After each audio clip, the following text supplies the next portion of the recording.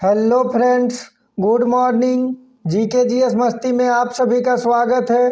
आज मैं आप लोगों के लिए सामान्य विज्ञान के टॉप 25 एमसीक्यू क्वेश्चन लेके आया हूं। अगर आप किसी भी एग्ज़ाम का तैयारी कर रहे हैं और एग्ज़ाम में सिलेक्शन होना चाहते हैं तो हमारे क्लास में अंत तक बने रहे और हमारे चैनल में नए हैं तो प्लीज़ लाइक एंड सब्सक्राइब करें और दोस्तों में शेयर करें। चलिए देखते हैं पहला क्वेश्चन नंबर 1। निम्नलिखित में से किसमें प्रोटीन का सबसे अधिक स्रोत पाया जाता है? चलिए इसका राइट आंसर कीजिए।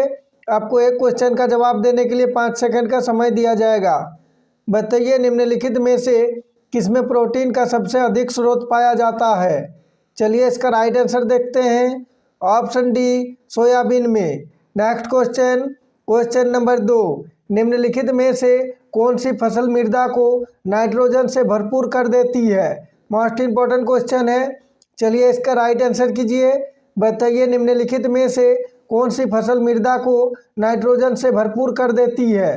चलिए इसका राइट आंसर देखते हैं। ऑप्शन डी, मटर। Next question number 3। चिलगोजा निम्न में से किस एक प्रजाति के बीज से प्राप्त होता है? चलिए इसका राइट आंसर कीजिए।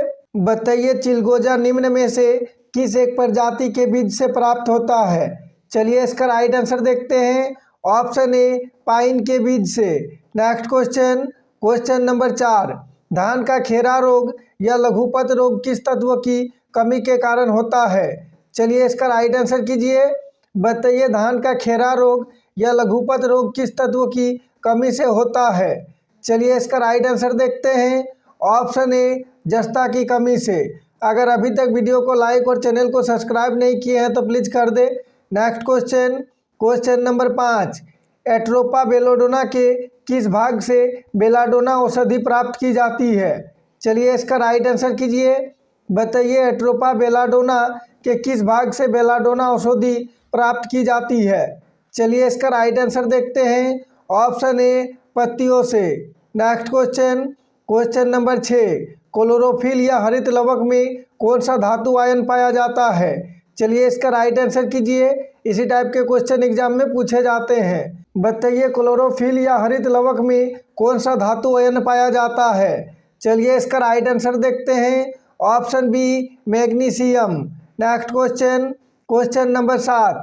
प्रकाश संश्लेषण की क्रिया में निम्न में से क्या बाहर निकलता है? चलिए इसका राइट आंसर कीजिए। बताइए प्रकाश संश्लेषण की क्रिया में निम्न में से क्या बाहर निकलता है? चलिए इसका राइट आंसर देखते हैं। Option C, oxygen. अगर आप लोग इससे पहले का सामान्य विज्ञान और झारखंड जीके का क्लास नहीं देखे हैं तो हमारे चैनल का प्लेलिस्ट में जाके देख सकते हैं। पार्ट बाय सारे क्लास आपको मिल जाएगा।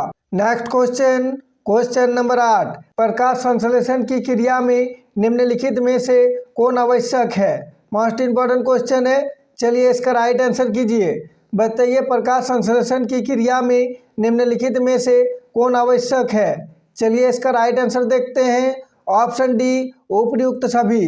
कार्बन डाइऑक्साइड, क्लोरोफिल और सूर्य का प्रकाश। Next question number 9। प्रकाश संश्लेषण के दौरान पैदा होने वाली ऑक्सीजन का स्रोत क्या है? चलिए इसका राइट आंसर कीजिए। बताइए प्रकाश संश्लेषण के दौरान पैदा होने वाली ऑक्सीजन का स्रोत क्या है? चलिए इसका राइट आंसर देखते हैं। ऑप्शन ए, जल। Next question number 10। पादप वृद्धि अनुमापन के साथ किस भारतीय वैज्ञानिक का नाम जुड़ा है? चलिए इसका राइट आंसर कीजिए। बताइए पादप वृद्धि अनुमापन के साथ किस भारतीय वैज्ञानिक का नाम जुड़ा है? चलिए इसका राइट आंसर देखते हैं। ऑप्शन सी, जेसी बोस का। Next question number 11।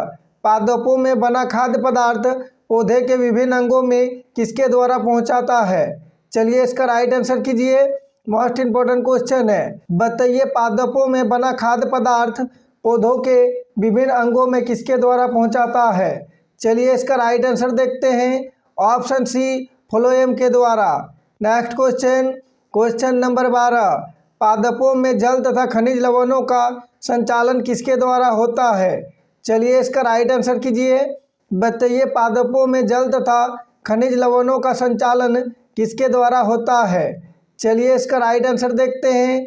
Option A, xylem के द्वारा।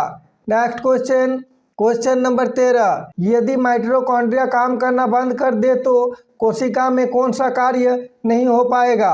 मोस्ट इंपॉर्टेंट क्वेश्चन है, चलिए इसका राइट आंसर कीजिए। बताइए यदि माइटोकॉन्ड्रिया काम करना बंद कर दे तो कोशिका में कौन सा कार्य नहीं हो पाएगा। चलिए इसका राइट आंसर देखते हैं। ऑप्शन बी, भोजन का ऑक्सीकरण। अगर अभी तक वीडियो को लाइक और चैनल को सब्सक्राइब नहीं किए हैं तो प्लीज़ कर दे। मैं आप लोगों के लिए बहुत ही मेहनत करके पर डे 2 क्लास लेके आता हूं। सुबह 6 बजे सामान्य विज्ञान का और शाम 7 बजे झारखंड जीके का। नेक्स्ट क्वेश्चन, क्वेश्चन नंबर 14, कोशिका में राइबोसोम की अनुपस्थिति में निम्न में से कौन सा कार्य संपादित नहीं होगा। चलिए इसका राइट आंसर कीजिए। इसी टाइप के क्वेश्चन एग्जाम में पूछे जाते हैं। बताइए कोशिका में राइबोसोम की अनुपस्थिति में निम्न में से कौन सा कार्य संपादित नहीं होगा। चलिए इसका राइट आंसर देखते हैं। ऑप्शन सी, प्रोटीन संश्लेषण। नेक्स्ट क्वेश्चन, क्वेश्चन नंबर 15, वास्तविक केंद्र निम्न में से किस में अनुपस्थित होता है। चलिए इसका राइट आंसर कीजिए। बताइए वास्तविक केंद्र निम्न में से किस में अनुपस्थित होता है। चलिए इसका राइट आंसर देखते हैं। ऑप्शन डी, लाइकेनों में। नेक्स्ट क्वेश्चन, क्वेश्चन नंबर 16, कोशिकीय व आणविक जीव विज्ञान केंद्र कहाँ स्थित है। चलिए इसका राइट आंसर कीजिए। बताइए कोशिकीय व आणविक जीव विज्ञान केंद्र कहाँ स्थित है। चलिए इसका राइट आंसर देखते हैं। ऑप्शन डी, हैदराबाद में।